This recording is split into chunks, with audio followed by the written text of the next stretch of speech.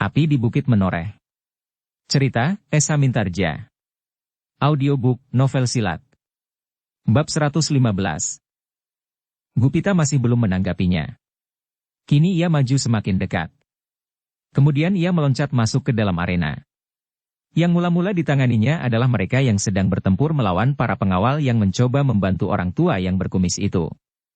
Namun kemudian, ia merambat semakin dekat, sehingga akhirnya, ia sudah berada di ujung lingkaran pertempuran yang seakan-akan terpisah ini. Setan alas, kau ingin mati lebih dahulu, geram salah seorang pembantu kepercayaan Ki Pedasura. Tetapi Gupita tidak memperhatikannya sama sekali. Bahkan kemudian perhatiannya tertarik kepada dua orang yang sekaligus terluka, ketika gurunya mengayunkan pedangnya. Guru memang bukan seorang pembunuh, desisnya. Dan ternyata meskipun tidak mati, namun kedua orang itu sama sekali sudah tidak mampu lagi untuk melawan karena luka-lukanya. Bersama Gupita, gurunya bertempur melawan orang-orang Ki Pedasura. Namun orang-orang itu sama sekali tidak menarik perhatiannya, yang penting baginya, adalah memotong induknya, Ki Pedasura sendiri. Dengan hadirnya Gupita di dalam pertempuran itu, maka gurunya kini lebih banyak mendapat kesempatan untuk memusatkan perhatiannya kepada Ki Pedasura. Ia sudah tidak lagi terlalu banyak diganggu oleh senjata-senjata yang berkeliaran di sekitarnya, karena sebagian dari mereka harus melayani Gupita yang bertempur seperti burung sikatan. Tekanan yang semakin lama semakin berat, ternyata tidak dapat lagi dielakkan oleh Ki Pedasura, sehingga karena itu, maka ia harus lebih banyak mengerahkan segenap kemampuan yang ada padanya. Diperasnya segenap tenaganya untuk dapat bertahan terus di antara beberapa orang-orangnya yang terpenting. Namun gembala tua itu dapat bergerak secepat tatit. Kemana ia pergi, ujung senjatanya selalu saja mengikutinya, seolah-olah ujung senjata itu mempunyai mata yang dapat melihatnya. Persetan, ia menggeram. Dan tiba-tiba saja ia bersuit beberapa kali dalam nada yang khusus. Apalagi yang akan dilakukan iblis ini, pikir gembala tua itu. Dan ternyata ia tidak perlu menunggu lebih lama. Tiba-tiba seperti laron mengerumuni nyala api, beberapa orang anak buah Ki Pedasura menyerang gembala tua itu sejadi-jadinya dari segala pihak. Orang tua itu adalah orang yang cukup berpengalaman. Ia pernah bertempur melawan berbagai macam kelompok dan gerombolan.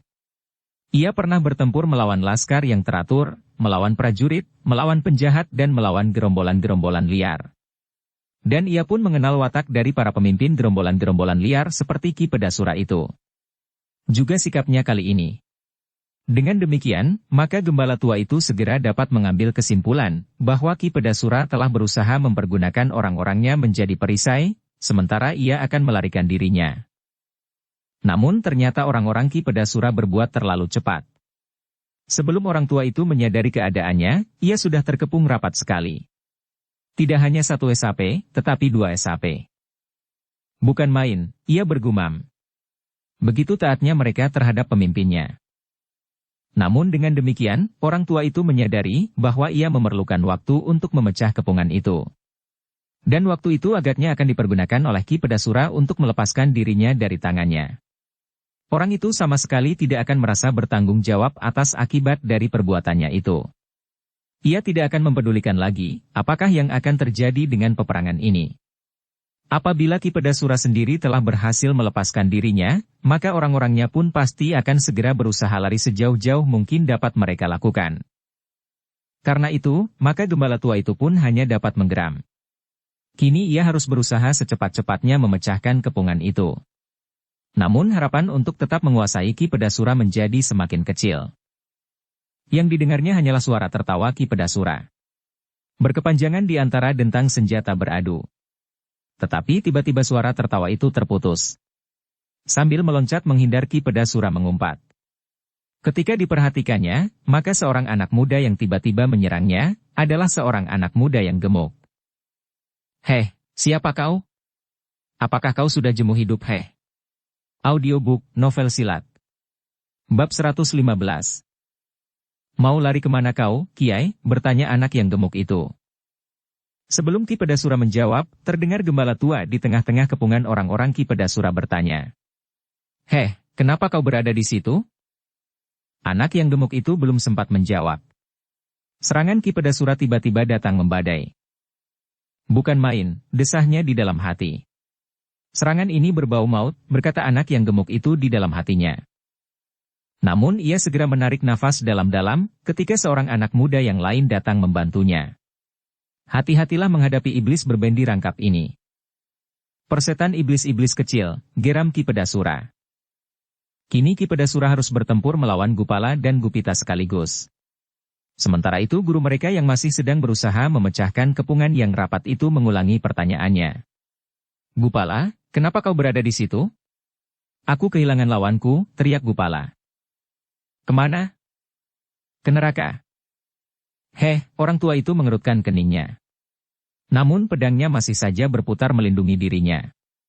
Apakah Kimuni sudah terbunuh? Ya. Gupala. Siapa yang membunuhnya? Aku. Aku telah membunuhnya dengan pedang ini setelah ia melukai aku. Kau terluka. Ya, meskipun hanya sedikit. Dan tiba-tiba terdengar Ki Pedasura memotong. Bohong. Kalian agaknya sedang berusaha mengecilkan hati kami dengan cerita-cerita semacam itu. Aku sudah menduga bahwa kau tidak akan percaya, jawab Gupala sambil bertempur. Sebenarnya aku ingin membawa kepalanya, agar kau dapat melihatnya sendiri. Tetapi niat itu aku batalkan, karena aku masih berperi kemanusiaan. Persetan. Ki Pedasura menjadi semakin garang, dan kedua anak-anak muda itu pun bertempur semakin dahsyat pula. Kita bertukar lawan, mereka terperanjat, ketika mereka mendengar suara itu selangkah di belakangnya. Ternyata gurunya telah berhasil memecah kepungan lawan-lawannya, dan kini telah siap menghadapi Ki Pedasura. Katanya kemudian, tahanlah orang-orang itu supaya aku mendapat kesempatan melanjutkan permainanku dengan Ki Pedasura. Lalu katanya kepada Ki Pedasura, ayo, Kiai. Jangan bubar. Aku masih belum jemu dengan permainan yang mengasyikkan ini. Wajah Ki Pedasura menjadi merah membara. Ia tahu arti dari kata-kata gembala tua itu. Agaknya orang itu sama sekali tidak ingin melepaskannya, sehingga bagaimanapun juga, ia akan selalu mengejarnya. Kemarahan Ki Pedasura sudah sampai di puncak kepalanya.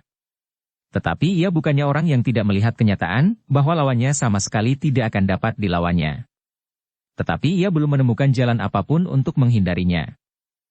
Sejenak kemudian, maka Ki Pedasura harus bertempur lagi melawan gembala tua itu. Beberapa orang kepercayaannya segera membantunya pula, sedang beberapa orang lagi di antara mereka masih harus melawan Gupala dan Gupita, sementara para pengawal menoreh pun telah mencoba mengurangi jumlah lawan mereka. Tetapi betapa liciknya Ki Pedasura. Dengan cara yang sama, mengorbankan orang-orangnya, ia masih berusaha untuk melarikan dirinya. Beberapa orang kepercayaannya dengan membabi buta telah menyerang gembala tua dan yang lain kedua murid-muridnya. Sementara itu Ki Pedasura mempergunakan kesempatan untuk melenyapkan dirinya di dalam hiruk-pikuk peperangan. Namun kali ini ia tidak berani mengangkat dadanya sambil melepaskan suara tertawanya. Licik, geram gembala tua itu. Ki Pedasura adalah seorang yang memiliki ilmu cukup tinggi. Tidak jauh dibawahi gembala tua itu. Tidak jauh pada dari Ki Tambak Wedi sendiri. Karena itu, ketika ia berusaha melarikan diri, menyusup di dalam hiruk-pikuknya peperangan, ia tidak terlampau banyak mengalami kesulitan. Betapapun gembala tua itu menahan hatinya, tetapi pada suatu saat kemarahannya pun terungkap pula. Ia sudah berada di peperangan setelah terlalu lama ia tidak mengalaminya. Dan di dalam peperangan yang bersungguh-sungguh ini, ia telah kehilangan lawannya. Karena itu, maka dengan terpaksa sekali, ia berusaha menyingkirkan orang-orang yang telah mengurung dengan rapatnya. Ketika satu dua orang dari mereka terlempar sambil mengadu, bahkan ada yang tidak sempat mengeluh, karena pedang orang tua itu langsung menembus jantung, terdengar orang tua itu bergumam. Bukan maksudku. Bukan maksudku membunuh orang-orang yang tidak ikut menentukan sikap itu. Namun orang tua itu tidak dapat menghindarinya, karena mereka berkelahi seperti orang kesurupan iblis. Sedang di bagian yang lain, Gupita dan Gupala pun mengalami persoalan yang serupa. Ketika orang tua itu sudah berada di luar kepungan, karena tidak ada seorang pun lagi yang dapat melakukannya, maka Ki Pedasura seakan-akan telah hilang ditelan oleh api pertempuran yang semakin seru itu. Aku kehilangan lawan, desis orang tua itu.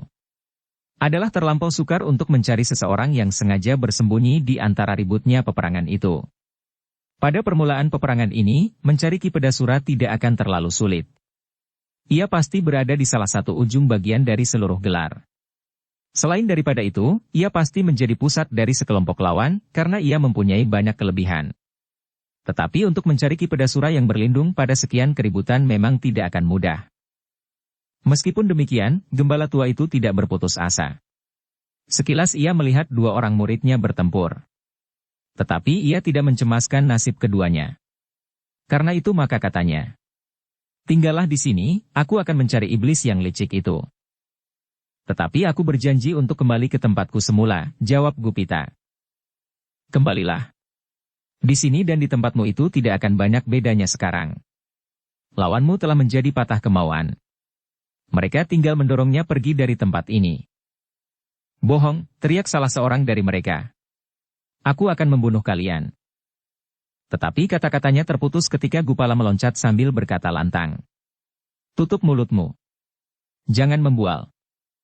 Orang itu terkejut bukan buatan. Tetapi terlambat. Ia tidak mampu menghindari pedang Gupala yang menjulur lurus ke dadanya. Sehingga yang terdengar kemudian adalah keluhan tertahan. Namun orang yang hampir sampai di batas ajalnya itu tiba-tiba berteriak, "Aku bunuh kalian.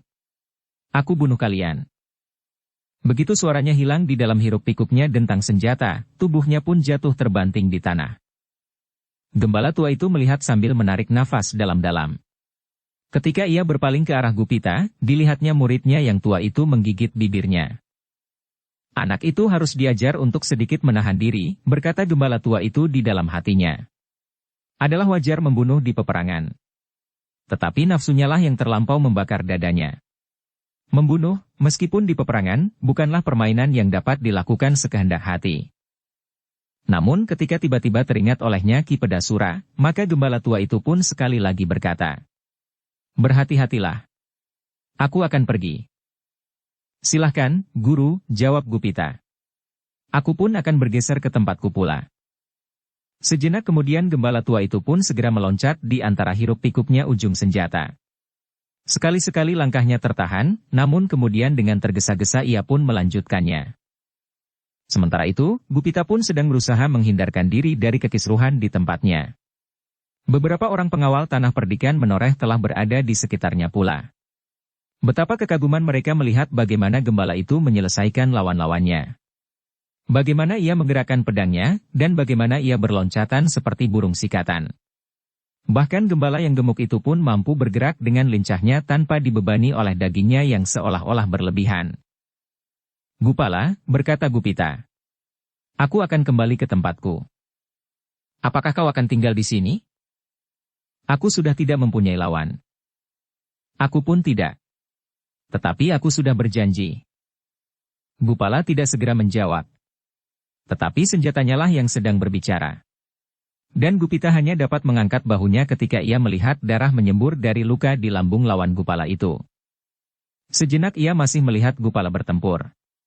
Kemudian ditinggalkannya anak muda yang gemuk itu, yang kini berada di antara para pengawal tanah perdikan menoreh.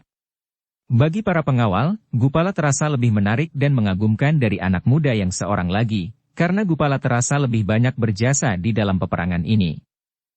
Gupita pun kemudian kembali ke tempatnya semula. Ke tempat Kiwasi terbunuh oleh kawan-kawannya sendiri. Ternyata, bahwa para pengawal tanah perdikan masih belum dapat menguasai keadaan sepenuhnya. Meskipun Kiwasi sudah tidak ada lagi, namun mereka masih harus bekerja keras untuk menahan arus lawan. Seorang yang berbadan pendek, berdada lebar, agaknya telah berusaha memimpin kelompok itu.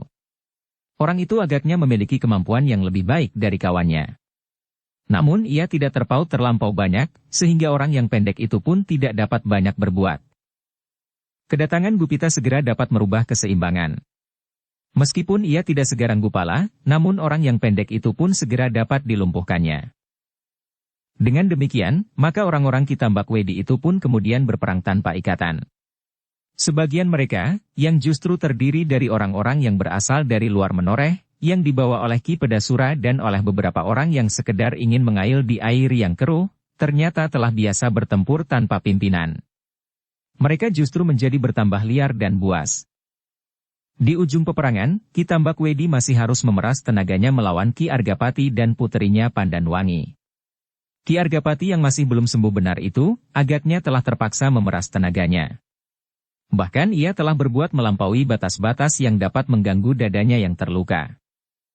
Tetapi melawan Ki Tambak Wedi, ia tidak dapat membatasi diri, kalau ia tidak ingin luka di dadanya itu bertambah lagi dengan sebuah tusukan nenggala.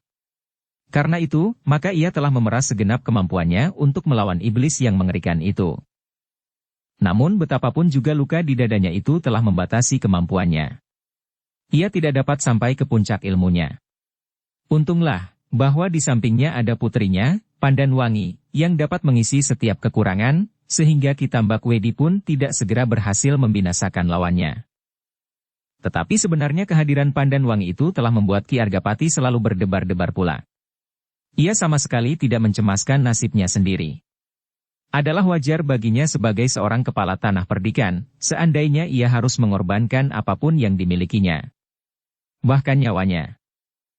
Tetapi ia sama sekali tidak rela, apabila Pandanwangi pun akan mati terbunuh pula. Pandanwangi adalah satu-satunya anaknya yang akan dapat menyambung keturunan Trah Argapati. Kalau Pandanwangi terbunuh pula, maka Sidantilah yang akan menyebut dirinya Trah Argapati, dan berhak mewarisi pimpinan tanah perdikan ini, tanpa ada orang yang mengganggu-gugat. Karena itulah, maka betapa lukanya mengganggunya, tetapi Argapati telah memeras segenap tenaga dan kemampuannya. Ia harus bertahan. Apapun yang akan terjadi. Meskipun demikian, namun tenaganya memang menjadi terbatas. Apalagi ketika tangannya meraba pembalut luka itu. Terasa sesuatu menghangati tangannya. Darah. Darah yang telah merembes dari lukanya yang belum sembuh benar. Dalam pemusatan tenaga, agaknya luka itu telah menitikkan darah. Gerak yang terlampau banyak dan geseran-geseran pembalutnya, telah memperderas tetesan darah itu. Dengan demikian, maka Ki Gede Menoreh itu pun menjadi semakin berdebar-debar. Telah berapa puluh kali ia harus berhadapan dengan lawan. Seorang lawan seorang, atau di peperangan. Tetapi ia belum pernah mengalami kegelisahan seperti kali ini. Kegelisahan yang terbesar justru karena ia memikirkan nasib putrinya. Namun karena itulah, maka Agapati sama sekali tidak menghiraukan dirinya sendiri. Dengan kemampuan yang ada padanya, ia bertempur mati-matian. Tombak pendeknya menyambar-nyambar dengan dahsyatnya, seakan-akan ia tidak sedang diganggu oleh luka di dadanya. Tetapi Ki Tambak Wedi yang pernah bertempur melawan Ki Argapati merasakan bahwa tenaga Ki Argapati tidak sepenuh kemampuannya, apabila ia tidak diganggu oleh luka itu. Itulah sebabnya maka ia berpengharapan, pada saatnya Ki Argapati akan kehabisan tenaga dan dengan mudah menyelesaikannya. Tanpa Ki Argapati, Pandanwangi sama sekali bukan apa-apa lagi baginya. Ki Tambak Wedi yang licik itu tersenyum di dalam hati. Hampir pasti, bahwa kali ini Ki Argapati tidak akan dapat menghindari ujung senjatanya. 2 kali ia berkelahi melawan Ki Argapati dalam perang tanding. Seorang lawan seorang, ia telah gagal mengalahkannya. Kemudian dengan akal yang licik dan curang pun ia tidak berhasil. Kini agaknya kesempatan telah terbuka baginya. Tanpa Ki Argapati, pasukan pengawal Menoreh ini akan segera dapat disapu seperti asap dihembus angin, katanya di dalam hati. Apalagi tidak seorang pun yang akan mampu memimpin pasukan pengawal ini. Yang paling bernilai dari setiap orang di tanah perdikan ini adalah Pandanwangi. Dan betapa mudahnya menyelesaikan anak ini. Kalau aku tidak sampai hati untuk melakukannya, karena wajahnya yang mirip dengan wajah ibunya itu, biarlah Pedasura menangkapnya, hidup atau mati. Terserah, apakah yang akan dilakukannya. Kalau Sidanti dan Argajaya berkeberatan, maka lebih baik anak itu dibunuh saja, seperti yang sudah diputuskan.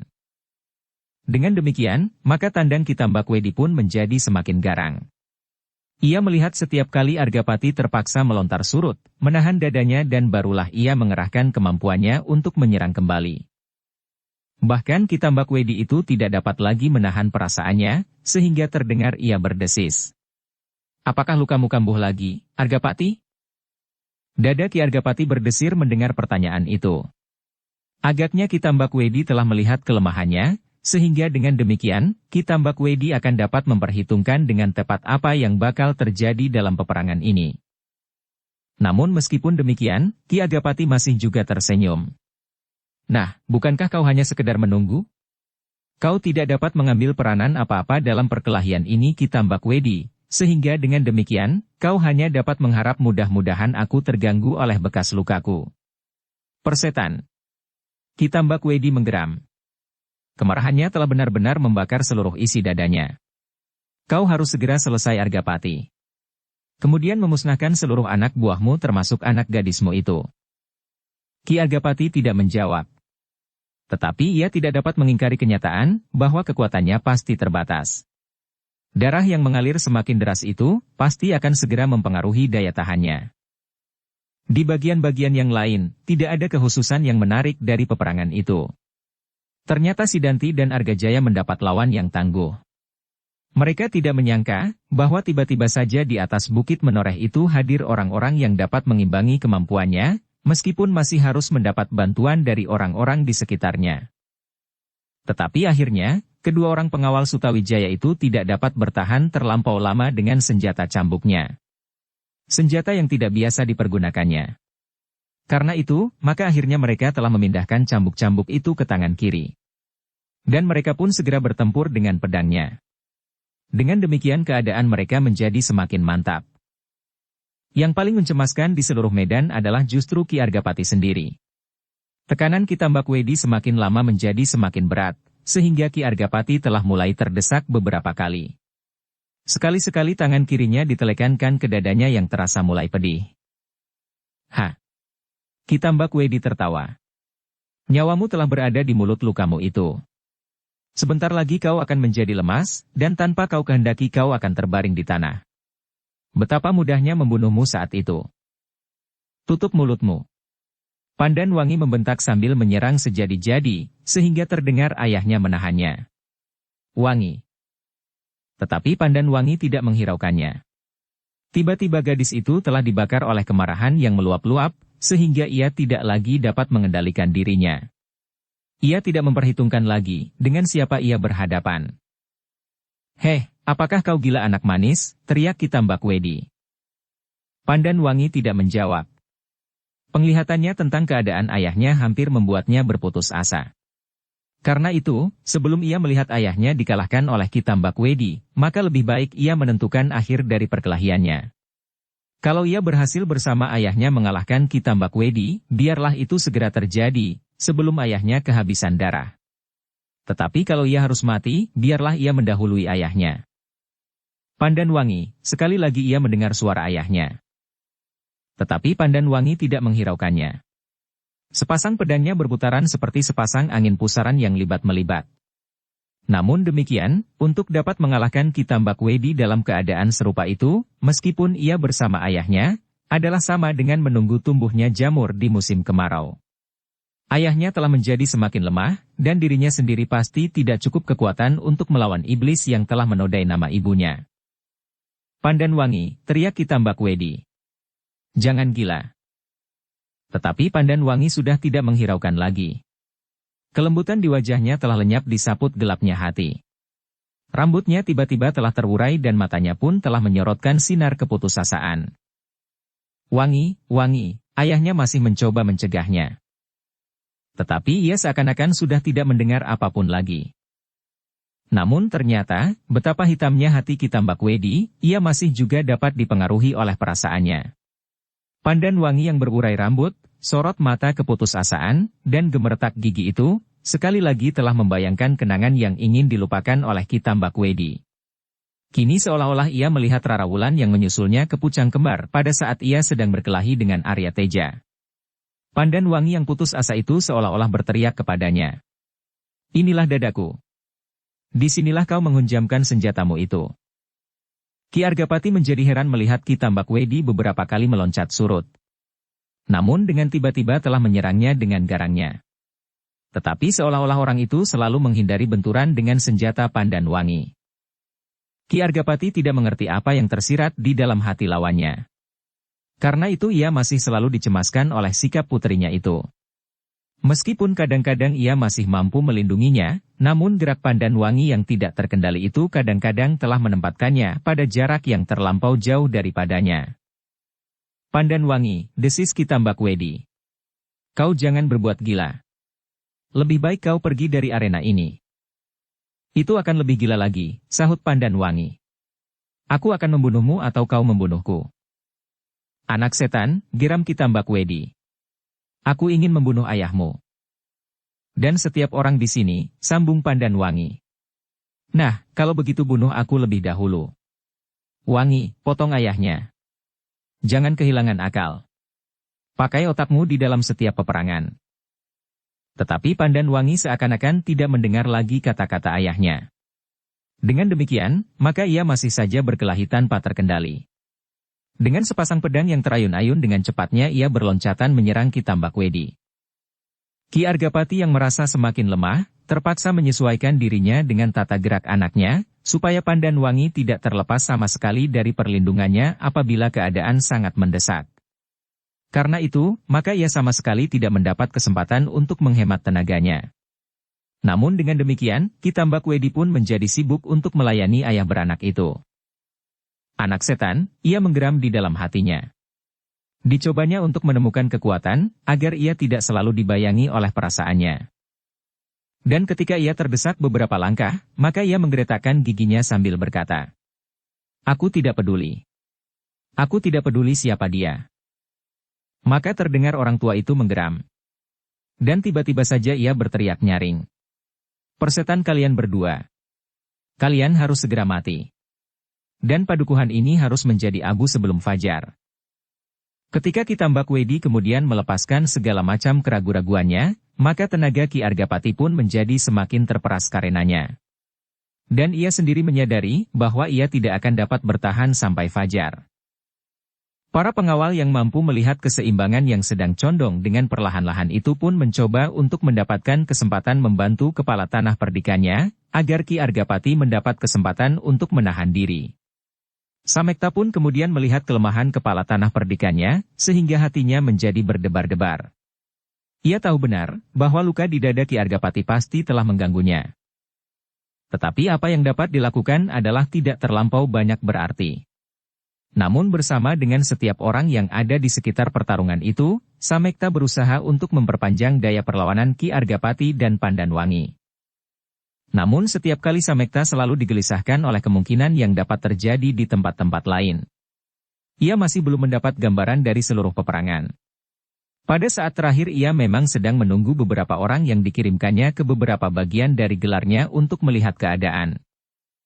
Dengan tergesa-gesa ia berusaha menemui penghubungnya yang pertama-tama datang mendekatinya. "Bagaimana?" ia bertanya. "Ki Muni telah terbunuh," desis penghubung itu. "Heh, Ki Muni. Benar begitu?" Nya perlahan-lahan. "Ya, Gupala. Lalu bagaimana keadaan medan di tempat itu?" Anak yang gemuk itu telah meninggalkan arena, masuk ke daerah peperangan yang lebih dalam. "Apakah yang dilakukannya?" "Aku ingin mencobanya. Aku mencoba mencari hubungan. Ternyata Ki Pedasura sudah melarikan diri. Tetapi gembala tua itu pun tidak ada di tempatnya. Yang ada justru anak yang gemuk itu. Ketika aku berhasil mendekatinya, ia mengatakan bahwa ayahnya sedang mencari Pedasura." Samekta menarik nafas dalam-dalam. Harapannya yang menjadi pudar ketika ia melihat Ki Argapati selalu terdesak, kini menjadi cerah kembali. Dengan demikian, maka keadaan pasukan di kedua belah pihak pun pasti akan terpengaruh oleh keadaan itu. Apalagi ketika kemudian ia mendengar dari penghubungnya yang lain, bahwa Ki Wasi telah mati, dibunuh oleh anak buahnya sendiri. "Kenapa?" bertanya Samekta. Penghubung itu menggelengkan kepalanya. "Entahlah. Memang hal itu agak kurang penting bagi keadaan seluruh peperangan ini." "Di mana anak gembala yang bernama Gupita itu?" "Ia masih berada di tempatnya. Kehadirannya di tempat itu ternyata mempunyai pengaruh yang sangat besar, apalagi sepeninggal Ki Wasi." Samekta mengangguk-anggukkan kepalanya.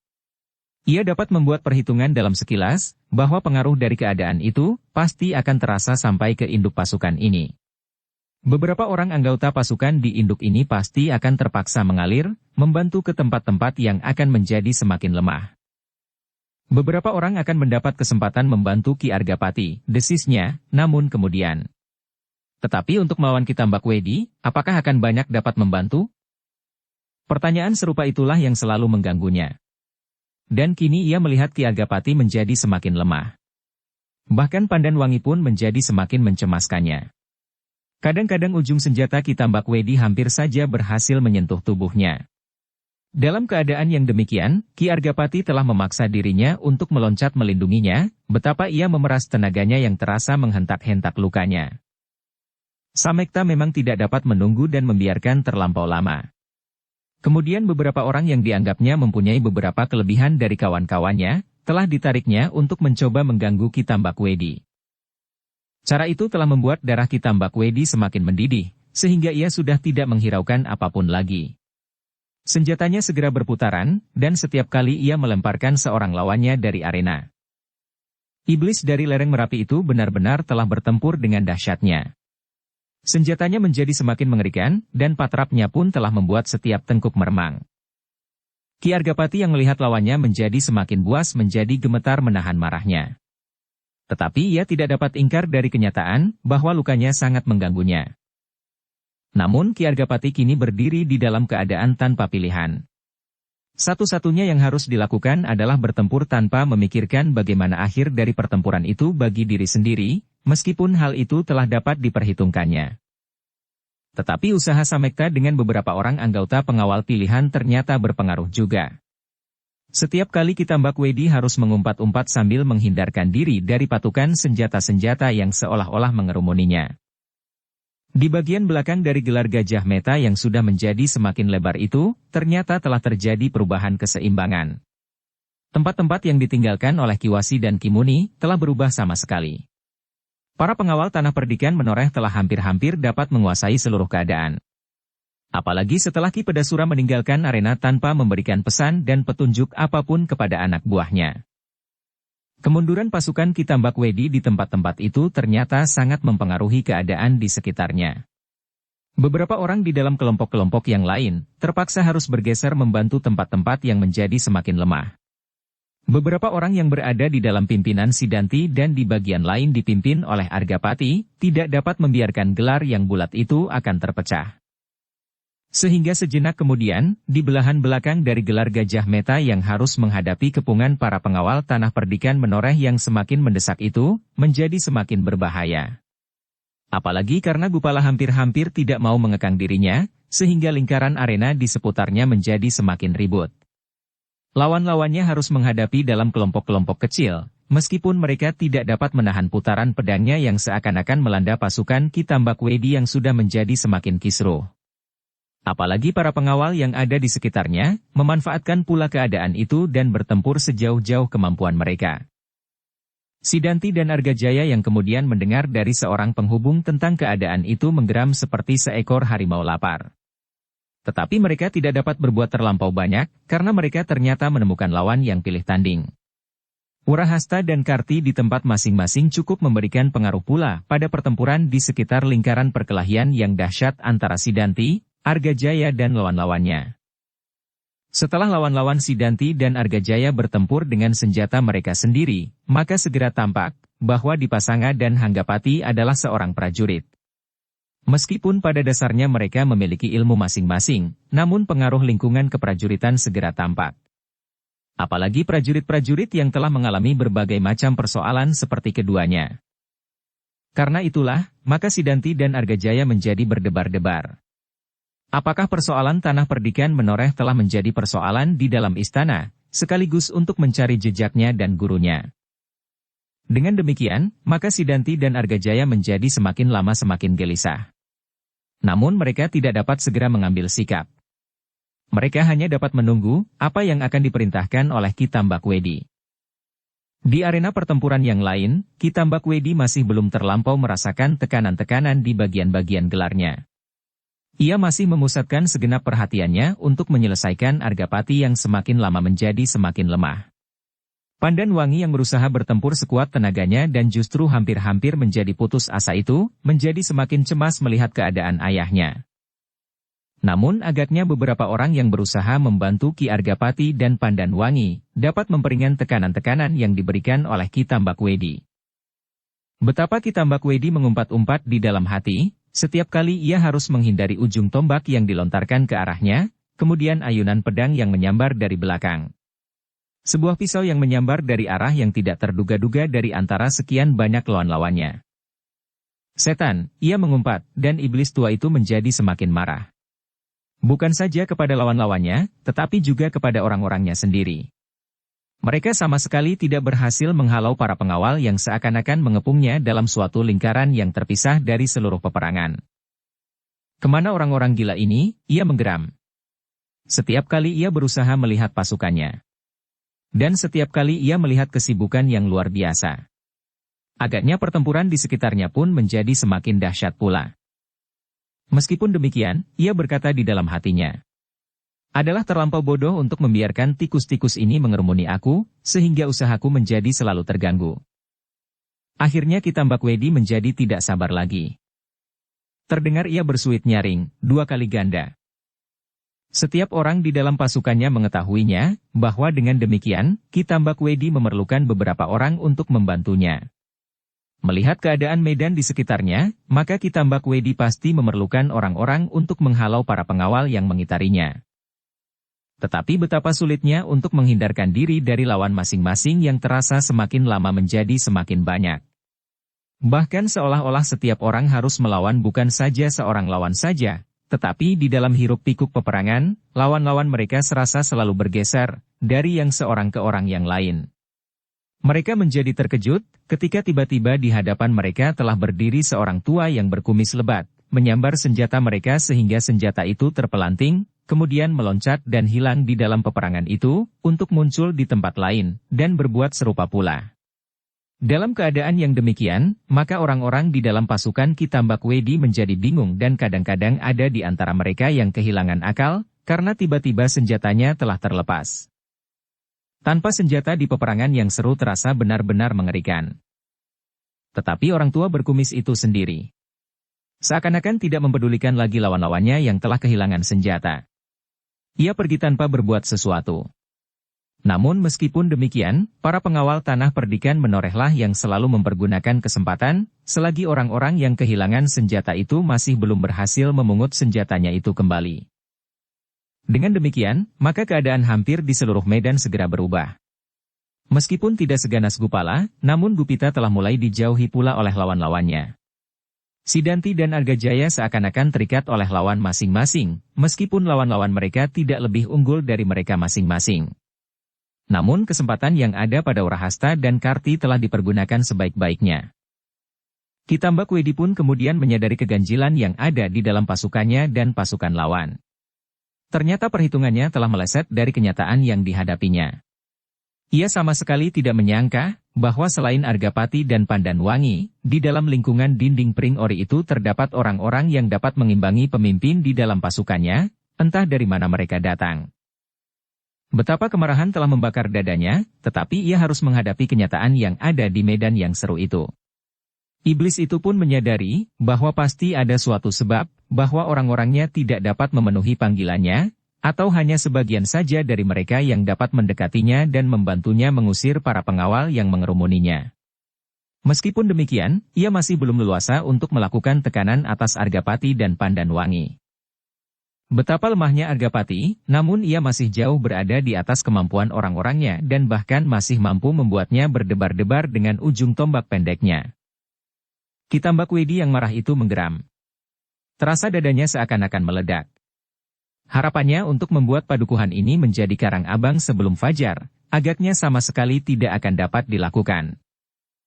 Dengan susah payah, seorang penghubungnya telah berhasil mendekatinya, dan memberitahukan apa yang telah terjadi di medan.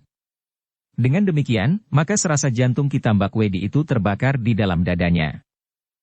Tetapi Kitambak Wedi masih cukup sadar, bahwa ia tidak dapat membiarkan dirinya hanyut dalam arus perasaannya. Ia harus mampu mencari kemungkinan yang paling baik di saat-saat mendatang.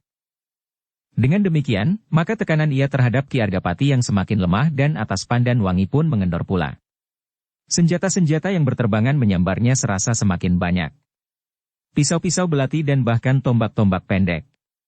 Ia sama sekali tidak mendapat kesempatan untuk melihat siapakah yang telah melontar-lontarkan senjata-senjata itu, sehingga setiap kali ia harus berloncatan menghindarinya.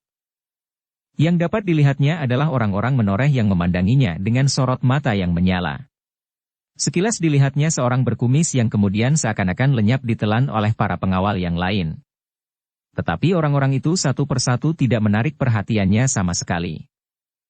Yang menjadi pusat perhatiannya adalah keadaan keseluruhan dari peperangan ini. Sejenak kemudian, Ki Tambakwedi berada di dalam kebimbangan.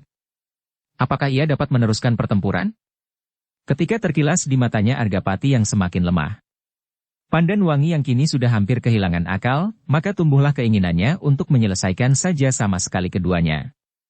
Tetapi bagaimana dengan orang-orangnya yang lain? Apakah mereka tidak menjadi semakin berkecil hati dan kehilangan keberanian untuk bertindak di saat lain? Apalagi apabila disadarinya, bahwa para pengawal tanah perdikan menoreh yang mengerumuninya menjadi semakin lama semakin banyak. Agaknya mereka telah mendapat kesempatan untuk meninggalkan medan mereka masing-masing untuk membantu kepala tanah perdikannya. Lemparan-lemparan senjata ke arahnya menjadi semakin deras, dan bahkan kadang-kadang terasa berbahaya. Karena itu, Ki Tambakwedi yang gelisah itu harus segera mengambil suatu keputusan.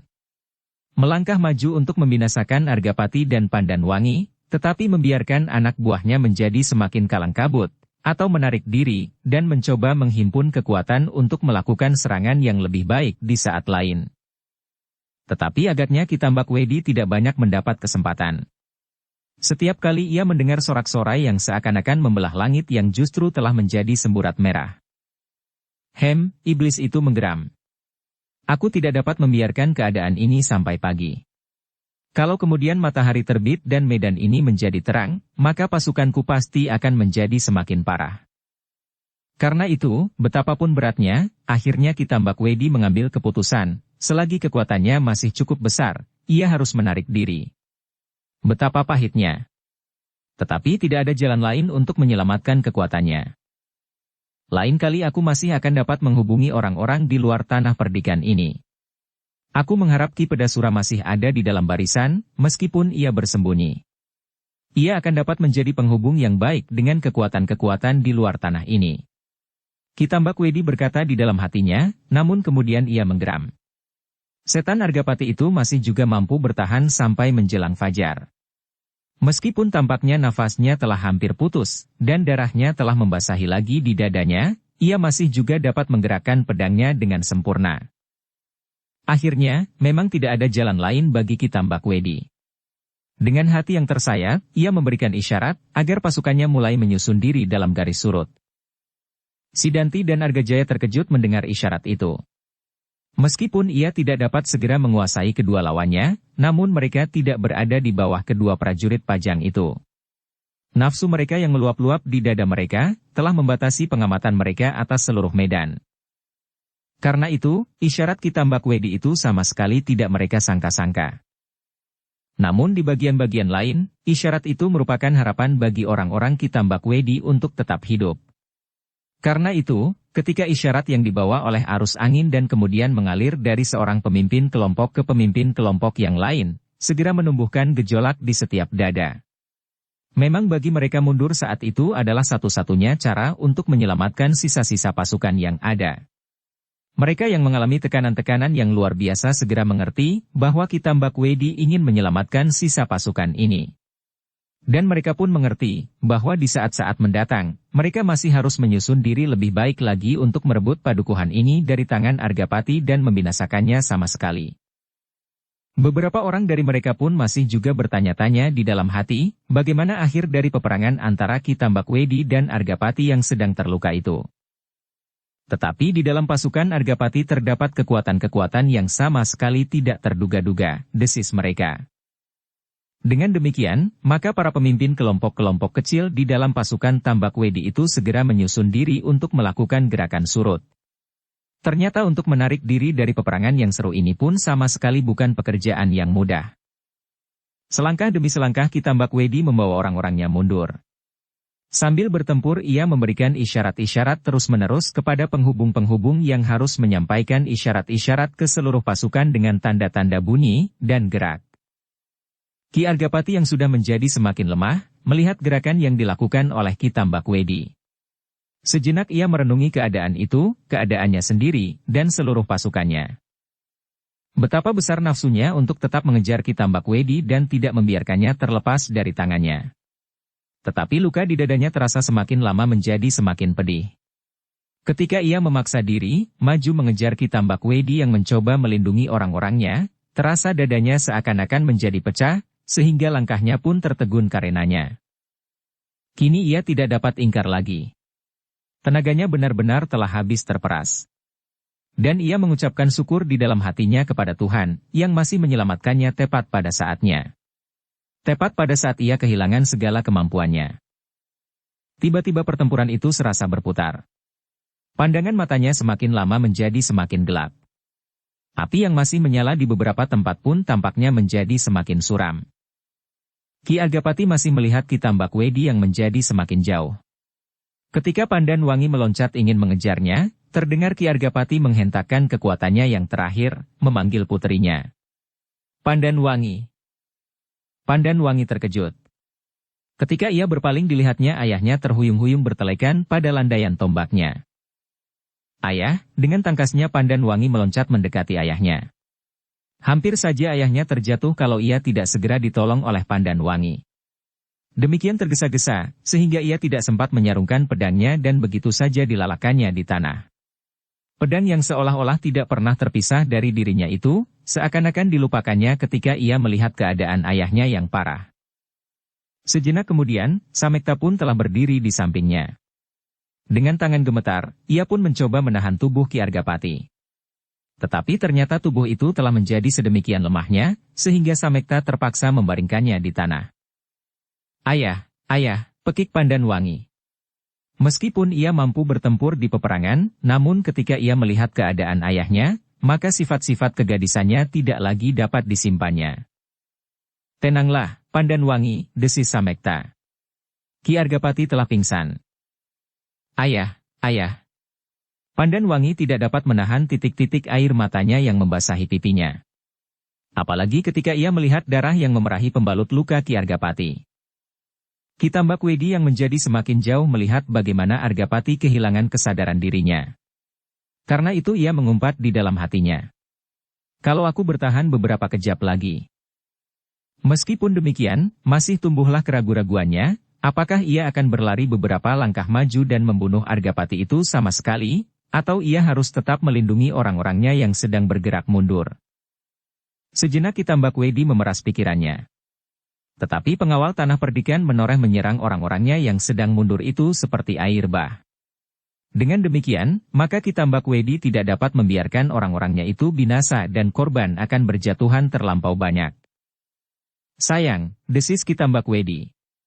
Aku kehilangan waktu yang sekejap ini. Tetapi biarlah. Besok atau lusa apabila aku kembali, maka tidak seorang pun yang dapat memimpin pasukan Argapati, karena Argapati sendiri pasti memerlukan waktu beberapa hari untuk dapat sembuh, atau bahkan mungkin ia akan mati karena luka-luka itu. Seandainya ia tidak mati, maka untuk maju ke medan perang, ia harus membuat banyak sekali pertimbangan-pertimbangan. Dengan demikian, maka Ki Tambak Wedi terus berusaha menarik diri dengan hati-hati. Para pemimpin pengawal tanah perdikan, sebagian telah terpaku di samping Ki Argapati. Demikian juga seorang gembala tua yang kemudian telah melepaskan kumisnya. Tolonglah Kiai, tolonglah, tangis Pandan Wangi. Gembala tua itu mengerutkan keningnya. Dirabanya pergelangan tangan Ki Argapati. Ternyata pemimpin tertinggi tanah perdikan menoreh itu telah terlampau banyak mengeluarkan tenaga selagi lukanya masih sangat mengganggunya. Akhirnya ia benar-benar kehilangan kekuatannya sama sekali. Untunglah ia mampu bertahan tepat sampai Tambak Wedi menarik diri, desis Samekta. Ia telah memeras segenap kekuatan yang tersisa, agar ia tetap berdiri tegak, selagi Ki Tambak Wedi masih berada di hadapannya, jawab gembala tua itu. Semua orang yang mengitarinya menundukkan kepalanya. Samekta, Pandan Wangi, dan gembala itu kini berlutut di sampingnya. Dengan cemas mereka melihat Ki Argapati yang pucat seperti kapas. Ternyata keadaan itu telah menarik banyak perhatian para pemimpin menoreh yang lain. Mereka tidak dapat melepaskan diri tanpa menghiraukan kepala tanah perdikan mereka, sehingga keadaan itu telah sangat mempengaruhi seluruh medan. Peluang itulah yang agaknya memberi banyak kesempatan kepada Ki Tambak Wedi untuk menarik pasukannya. Ki Samekta, desis gembala itu. Awasilah pasukanmu. Serahkan Ki Argapati kepadaku. Mungkin di dalam gerakan yang terakhir Kitambak Wedi membuat perangkap-perangkap yang berbahaya. Samekta seperti terbangun dari tidurnya yang diganggu oleh mimpi yang buruk. Tiba-tiba ia menyadari bahwa keadaan pasukannya masih belum terlepas sama sekali dari bahaya yang dapat dengan mendadak menjeratnya.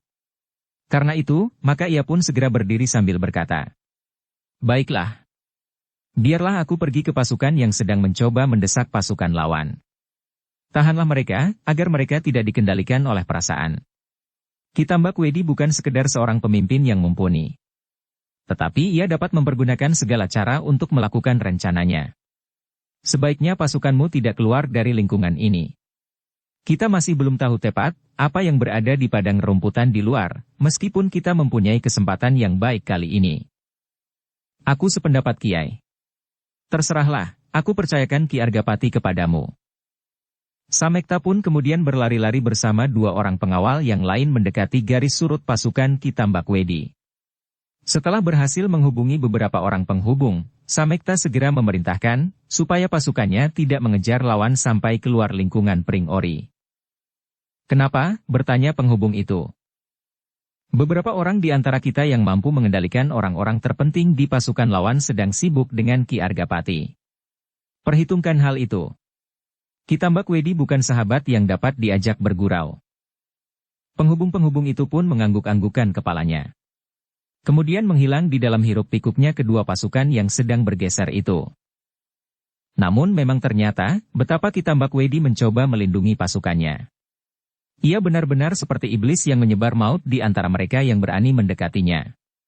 Dengan demikian, maka usaha pasukannya menarik diri, semakin lama menjadi semakin lancar. Gupala dan Gupita masih selalu mengingat-ingat pesan gurunya, bahwa mereka masih belum saatnya memperlihatkan diri kepada Sidanti, Argajaya, atau Kitambak Wedi sendiri. Sehingga dengan demikian, maka gerak mereka pun menjadi sangat terbatas. Ketika ia mendengar pesan Samekta, bahwa mereka tidak sebaiknya mengejar sampai keluar regol, mereka pun segera dapat mengerti. Apalagi ketika penghubung itu mengatakan tentang keadaan Ki Argapati. "Guru pasti sedang menolong Ki Argapati," berkata mereka di dalam hati. Sehingga Kitambak Wedi yang kehilangan lawan itu akan menjadi burung elang di kandang ayam. Ternyata betapa gejolak membakar dada setiap pengawal tanah perdikan menoreh yang sedang mendapat kesempatan baik itu, namun mereka dengan penuh pengertian, mematuhi perintah pemimpin mereka. Karena sebenarnya mereka pun ngeri melihat tandang Kitambak Wedi. Setiap sentuhan senjatanya akan berarti maut. Demikianlah. Maka ketika orang-orang di dalam pasukan Kitambak Wedi itu telah berhasil keluar dari regol padesan itu, maka dengan susah payah para pengawal telah menahan dirinya untuk tidak terseret oleh arus perasaannya. Mereka memang tidak dapat melihat apa saja yang ada di balik setiap helai daun ilalang di dalam gelap. Meskipun langit telah menjadi semburat merah, namun padang ilalang liar di hadapan padesan itu masih tetap dibayangi oleh gelapnya malam. Di luar regol, Kitambak Wedi masih saja sibuk mengatur pasukannya. Namun ia melihat bahwa orang-orang menoreh tidak mengejarnya terus. Karena itu, maka ia dapat menarik nafas sejenak, melepaskan kepepatan di dalam dadanya. Belum lagi Kitambak Wedi mengusap keringatnya yang membasahi keningnya, dengan tergopoh-gopoh Sidanti datang kepadanya sambil bergumam. "Kenapa kita harus menarik diri?" Kitambak Wedi berpaling. Dipandanginya Sidanti sejenak. Kemudian ditengadahkannya wajahnya, memandangi langit yang sudah menjadi semakin merah. "Sebentar lagi fajar akan menyingsing. Dan kita akan melihat orang-orang itu binasa." "Kau salah hitung, Sidanti. Di belakang Pring Ori itu ternyata terdapat banyak orang-orang yang tidak pernah kita perhitungkan, entah mereka datang dari mana. Tetapi adalah suatu kenyataan, bahwa kau dan Argajaya mendapat lawan-lawan yang tidak kau duga-duga sebelumnya. Ki Muni dan Ki Wasi telah terbunuh, Ki Pedasura terdesak dan terpaksa menyembunyikan diri di dalam medan. Dan guru tidak berhasil membunuh Argapati?" Kitambak Wedi menggeleng. "Kali ini tidak. Karena itu, kita harus menyusun diri. Lebih baik dari yang sudah. Kita sudah tahu kekuatan yang sebenarnya ada di belakang Pring Ori itu." Sidanti menggeretakkan giginya, sementara mereka menjadi semakin lama semakin jauh dari regol yang mereka tinggalkan. "Tetapi aku masih berhasil melihat Argapati roboh," berkata Kitambak Wedi seterusnya. "Mati?" Aku tidak tahu. Tetapi lukanya menjadi bertambah parah. Ia terpaksa memeras seluruh tenaganya dalam peperangan ini. Argapati bertempur berpasangan dengan Pandanwangi. Dan aku masih saja dipengaruhi oleh perasaan itu. Perasaan apa, Guru? Kitambakwedi tergagap mendengar pertanyaan Sidanti. Sejenak ia terdiam, namun sejenak kemudian ia menjawab. Tidak. Tidak apa-apa. Tetapi aku tidak berhasil membunuhnya. Beberapa orang pengawal kepercayaan Argapati selalu mengganggu aku. Sedang orang-orangku sendiri tidak membantu aku mengusir orang-orang itu. Kenapa? Aku tidak tahu, tetapi agaknya tekanan pasukan pengawal menoreh memang terlampau ketat, sehingga mereka kehilangan waktu dan kesempatan. Hal inilah yang harus aku ketahui nanti. Pengalaman ini harus diperhitungkan di saat-saat mendatang. Kitambakwedi berhenti sejenak, lalu. Lemparan-lemparan senjata para pengawal itu benar-benar terasa mengganggu setiap usahaku untuk membunuh ayah beranak itu. Setiap kali aku tertegun dan menghindar. Tetapi Kitambakwedi tidak tahu bahwa di antara para pengawal kepercayaan Argapati itu terdapat seorang tua yang mengenakan kumis palsu. Meskipun sepintas Kitambakwedi melihatnya juga, tetapi ia sama sekali tidak sempat memperhatikannya, karena ia sama sekali tidak menyangka bahwa seseorang telah memasang kumis palsu itu orang yang ikut menentukan jalannya peperangan. Dalam pada itu, gembala tua yang telah melepas kumisnya itu berjongkok di samping Ki Argapati, dengan wajah yang tegang. Ia adalah seorang dukun yang berpengalaman, yang setiap saat selalu bersedia mengobati siapapun juga. Namun kali ini dadanya berdebar-debar melihat keadaan Ki Argapati. Agaknya luka yang dideritanya itu benar-benar berbahaya bagi keselamatannya. Bagaimana, Kiai? Bagaimana? Bertanya Pandanwangi dengan cemasnya. Aku akan berusaha, Ger, jawab gembala tua itu. Sebaiknya, biarlah Ki Argapati ini dibawa ke pondok dahulu. Tetapi kenapa Kiai belum berbuat sesuatu? Jarak itu terlampau jauh, Kiai. Aku telah memperhitungkan. Kini aku akan menaburkan obat yang dapat mengurangi arus darahnya lebih dahulu. Orang-orang di sekitar Ki Argapati berbaring itu terdiam sambil menahan nafasnya, ketika mereka melihat dukun tua itu melepas pembalut Ki Argapati. Jantung mereka serasa tergores pula, ketika mereka melihat luka yang berdarah itu. Di peperangan mereka sudah terlampau biasa melihat luka.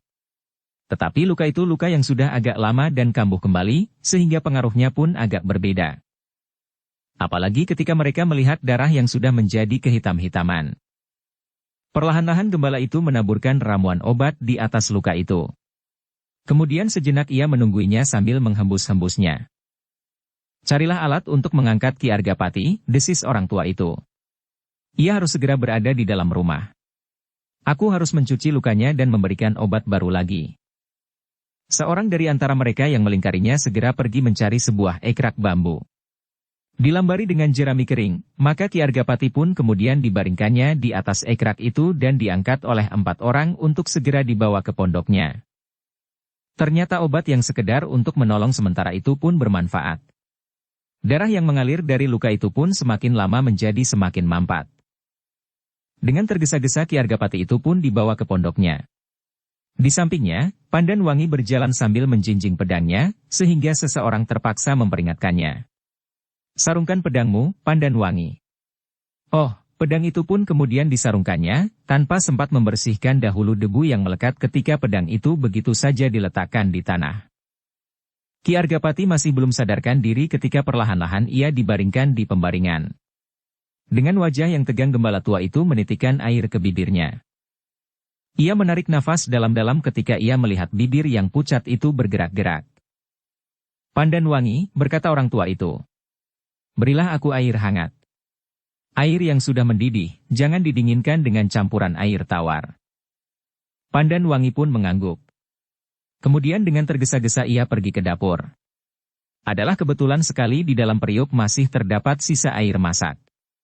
Tetapi karena air itu sudah dingin, maka Pandanwangi dengan tergesa-gesa membuat api untuk menghangatkannya. Dengan hati-hati gembala tua itu kemudian membersihkan luka Ki Argapati dengan air hangat itu. Kemudian diambilnya ramuan obat-obatan dari sebuah bumbung kecil yang selalu dibawanya. Beberapa macam ramuan dicampurnya menjadi satu. Kemudian dengan hati-hati ramuan itu ditaburkannya di atas luka. Sejenak orang-orang di dalam ruangan itu memperhatikan wajah Ki Gede yang putih seperti kapas. Mereka melihat wajah itu menegang. Namun kemudian kesan itu pun lenyap pula. Kembali wajah itu menjadi beku. Yang menegang adalah wajah gembala tua itu. Sejenak ia menahan nafasnya. Namun kemudian diraba-rabanya dada Ki Argapati di sekitar luka-lukanya. Perlahan-lahan tangannya bergerak-gerak menyelusur otot-otot di sekitar leher, kemudian ke tengkuk. "Aku minta yang kurang berkepentingan meninggalkan ruangan ini," berkata gembala tua itu. Udara menjadi terlampau panas, sehingga pengaruhnya tidak menguntungkan bagi Ki Argapati. Orang-orang itu pun segera meninggalkan ruangan itu. Yang tinggal kemudian adalah Pandan Wangi. Dengan hati berdebar-debar ia melihat, bagaimana orang tua itu mencoba mengobati luka yang kambuh kembali itu. Setiap kali ia melihat gembala itu mengusap keringat di keningnya. Kemudian menekuni luka itu kembali. Setelah air pembersih luka itu menjadi kering, maka luka itu pun kemudian diobatinya dengan obat yang lain lagi. Ditaburkannya obat itu dengan hati-hati. Tetapi Ki Argapati masih berbaring sambil memejamkan matanya. Agaknya ia masih belum sadar dari pingsannya. Setelah menaburkan obat di atas luka itu, maka orang tua itu pun kemudian meramu obat yang lain di dalam mangkuk. Obat yang kemudian dengan hati-hati dan susah payah, diteteskan masuk ke dalam mulut Ki Argapati. Setetes demi setetes. Pandan Wangi masih tegak berdiri di tempat dengan wajah yang semakin tegang. Dan tiba-tiba saja ia melangkah maju ketika ia melihat ayahnya bergerak. "Jangan mengejutkannya," desis gembala tua itu. Pandan Wangi tertegun. Namun dahinya semakin berkerut-merut. Sejenak kemudian kedua orang yang berada di dalam bilik itu berpaling ketika mereka mendengar langkah memasuki ruangan itu. Ternyata Samektalah yang datang dengan nafas terengah-engah. "Bagaimana Kiai?" dengan serta-merta ia bertanya. "Mudah-mudahan," jawab orang tua itu perlahan-lahan. Samekta pun kemudian berdiri termangu-mangu. Tetapi ia tidak bertanya apapun lagi. Kini ia melihat Ki Argapati telah menjadi tidak terlampau pucat. Perlahan-lahan Ki Argapati telah mulai bergerak-gerak. Dengan hati-hati pula gembala tua itu mengangkat tangan Ki Argapati. Seandainya ia tidak luka di dadanya, maka tangan itu harus digerak-gerakkannya supaya pernafasannya menjadi segera lancar. Tetapi kali ini orang tua itu tidak dapat berbuat demikian, justru dada Ki Argapati sedang terluka. Namun titik-titik obat yang diteteskan ke dalam mulut itu agaknya berpengaruh juga. Karena dengan demikian Ki Argapati telah mulai menyadari keadaannya. Ketika Ki Argapati mulai membuka matanya, Pandan Wangi menarik nafas dalam-dalam. Hampir saja ia berlari memeluk ayahnya, seandainya ia tidak digamit oleh gembala tua itu. "Jangan kau kejutkan dia," desis gembala tua itu. Pandan Wangi tertegun. Tetapi ia tidak dapat menahan perasaannya yang bergolak, sehingga terasa sesuatu menyekat tenggorokannya. Titik-titik air mata telah mengembun pula di matanya yang buram. "Jangan menangis," berkata Samekta perlahan-lahan. "Kita berada di medan peperangan. Kau adalah seorang prajurit dengan sepasang pedang di lambungmu." Dengan susah payah Pandan Wangi menahan dirinya.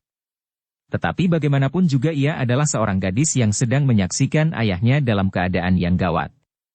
Karena itu, maka ia tidak berhasil mencegah air matanya meleleh di pipinya. Namun demikian Pandan Wangi tidak terisak.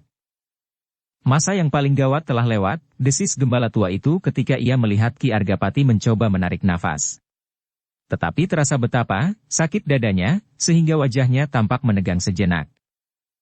Tetapi Ki Argapati kini telah menyadari dirinya. Perlahan-lahan sekali kepalanya bergerak-gerak. Dan perlahan-lahan sekali ia berdesis. "Di mana aku sekarang?" Ki Gede berada di pondok. Ki Gede mengerutkan alisnya. "Di mana Pandan Wangi?"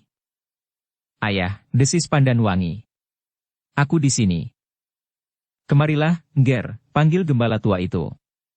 Pandan Wangi pun segera mendekat dan berjongkok di samping pembaringan. Dengan susah payah Ki Argapati mencoba menggerakkan tangannya membelai kepala putrinya. Perlahan-lahan terdengar Ki Gede bertanya. "Bagaimana dengan pertempuran itu?" "Pasukan kita Mbak Wedi telah menarik diri, Ayah," jawab Pandan Wangi. Ki Argapati mengerutkan keningnya. Dicobanya untuk mengingat-ingat apa yang terakhir dilihatnya. Perlahan-lahan kepalanya terangguk-angguk. Katanya, "Ya, mereka telah menarik diri. Apakah yang kita lakukan kemudian? Membiarkan mereka meninggalkan pedukuhan ini." Ki Argapati masih mengangguk-angguk, dan sekali lagi ia bergumam. "Ya, aku memang tidak dapat membawa kalian mengejar mereka, karena lukaku kambuh kembali." "Mereka meninggalkan pedukuhan ini dalam keadaan yang parah," sambung Samekta. Ki Argapati berdesis-desis perlahan-lahan. "Iya, iya. Untuk sementara kita dapat menenangkan diri Ki Gede," berkata gembala tua itu kemudian. "Aku kira kita Mbak Wedi memerlukan waktu untuk menyembuhkan luka-luka pasukannya." "Iya, iya. Dengar apapun lagi. Nah, sekarang tenangkan hati Ki Gede. Beristirahatlah." Ki Gede mengangguk-anggukan kepalanya. Namun kemudian seisi ruangan itu berpaling ketika mereka mendengar langkah-langkah masuk. Sejenak kemudian Karti, Wurahasta, Dipasanga, dan Hanggapati telah memasuki ruangan itu. "Kemarilah," desis Ki Argapati. Mereka pun segera mendekat. "Bagaimana dengan kalian?" "Baik, Ki Gede." Wurahastalah yang menjawab. "Mereka telah terusir." "Apakah pekerjaan kalian telah selesai?" "Sudah, Ki Gede. Medan telah sepi, beberapa petugas sedang mencoba menolong orang-orang yang terluka dari kedua belah pihak." Namun kening Wurahasta berkerut ketika Ki Gede bertanya, "Di mana Gupita dan Gupala?" Wurahasta tidak segera menjawab. Dipandanginya setiap wajah yang ada di dalam ruangan itu. Kemudian ditatapnya pula kerut-merut di kening gembala tua itu. "Apakah kau tidak melihatnya?" bertanya Ki Argapati kemudian. Wurahasta menggelengkan kepalanya. "Tidak. Aku tidak melihatnya. Tetapi kenapa Ki Gede mencari kedua gembala itu? Aku akan mengucapkan terima kasih kepada mereka dan kepada Ki Dipasanga dan Ki Hanggapati yang telah lebih dahulu ada di sini." Dada Wurahasta menjadi berdebar-debar. Dan jawabnya, "Ki Gede memang harus berterima kasih kepada Ki Dipasanga dan Ki Hanggapati. Mereka berdua telah berhasil menahan Sidanti dan Ki Argajaya." "Tetapi apakah yang telah dilakukan oleh kedua gembala itu?" "Keduanya telah bertempur," jawab Argapati. "Tidak hanya mereka berdua yang bertempur. Setiap orang ikut bertempur." Wurahasta berhenti sejenak. Kemudian, "Sebaiknya dalam kesempatan yang lain Ki Gede mengucapkan terima kasih kepada semua orang yang berdiri di pihak kita tanpa membeda-bedakan." Ki Argapati mengerutkan keningnya. Kemudian ia menyeringai menahan pedih di dadanya. "Wurahasta," berkata Ki Argapati, "kau benar. Tetapi keduanya adalah orang lain. Bukan keluarga kita sendiri. Karena itu, seperti kepada Ki Hanggapati dan Ki Dipasanga, aku akan mengucapkan terima kasih yang khusus." "Itu terlampau berlebih-lebihan Ki Gede." Ki Gede menarik nafas dalam-dalam. Namun ketika ia akan berbicara lagi terdengar gembala tua itu menahannya. "Sebaiknya Ki Gede beristirahat. Ki Gede memang dapat menyimpan ucapan terima kasih itu untuk lain kali. Sekarang sebaiknya Ki Gede memperhatikan keadaan Ki Gede ini lebih dahulu." Perlahan-lahan Ki Argapati berdesah. "Kalau mungkin, sebaiknya Ki Gede tidur meskipun hanya sejenak. Ki Gede akan dapat beristirahat mutlak untuk sesaat." "Iya, iya," jawab Ki Gede. "Aku akan mencoba untuk tidur." Ki Gede berhenti sejenak.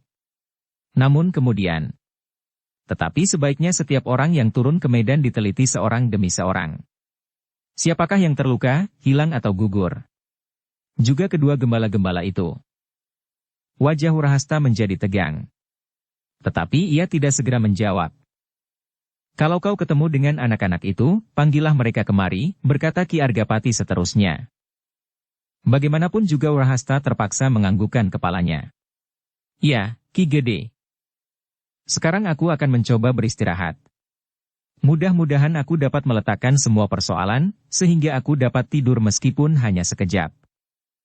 Orang-orang di dalam bilik itu pun kemudian minta diri, dan mereka tinggalkan Ki Argapati terbaring ditunggui oleh puterinya, Pandanwangi. Namun Pandanwangi pun tidak terlampau lama tinggal di dalam bilik itu.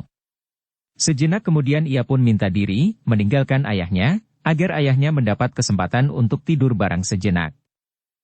Dari bilik ayahnya, Pandan Wangi langsung pergi ke belakang. Sebagaimana biasanya, ia selalu membantu mengerjakan pekerjaan dapur. Bahkan kadang-kadang mengambil air, memasak, serta menanak nasi. Namun langkahnya tertegun ketika ia berjalan menuju ke pintu dapur. Dari celah-celah lubang pintu ia melihat dua orang anak-anak muda sedang duduk di bawah pohon jambu. Keduanya ternyata Gupita dan Gupala. Pandan Wangi menarik nafas dalam-dalam. Tanpa sesadarnya ia melangkah ke samping dan berdiri di bibir pintu. Karena tidak seorang pun berada di dalam ruangan yang menghadap langsung ke pintu dapur yang tembus ke halaman belakang itu, maka ia merasa tidak terganggu. Bersambung ke bab 116.